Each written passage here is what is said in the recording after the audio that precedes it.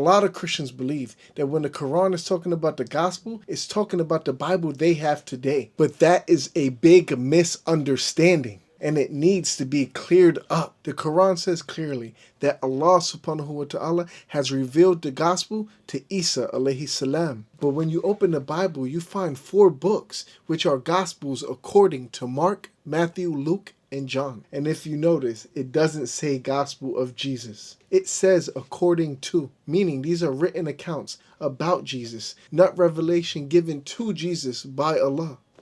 And here's the problem.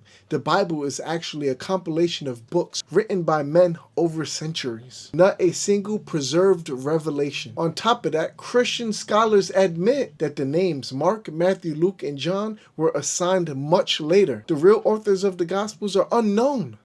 These are not eyewitnesses from Jesus himself. So when the Quran talks about the gospel, we're not talking about the Bible we see today. It's referring to the actual revelation that was given directly to Jesus. Peace and blessings be upon him. But the Bible today contains contradictions, copyist errors, and even missing manuscripts. And revelation from Allah, by its nature, is free of contradiction. And as the Quran says in Surah 4, Ayah 82, if it had been from other than Allah, they would have found in it much contradiction. There's several contradictions inside the Bible, whether if it's from Jesus' genealogy, the death of Judas, and that's only 2, and you can find plenty of them if you actually read and compare. So for a Christian to believe that the gospel mentioned in the Quran is their Bible, they would also have to believe in the Quran and then admit that their book is not fully revelation, but a mixture of God's words and words of man, which it is. The revelation of Jesus was not preserved,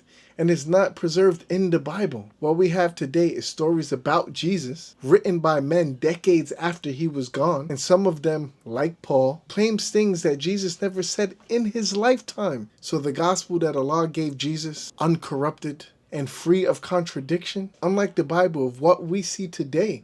And this is why we say the Quran came to confirm the truth and to correct the distortions that came after. Think about it. Seek the truth. May Allah subhanahu wa ta'ala guide us all.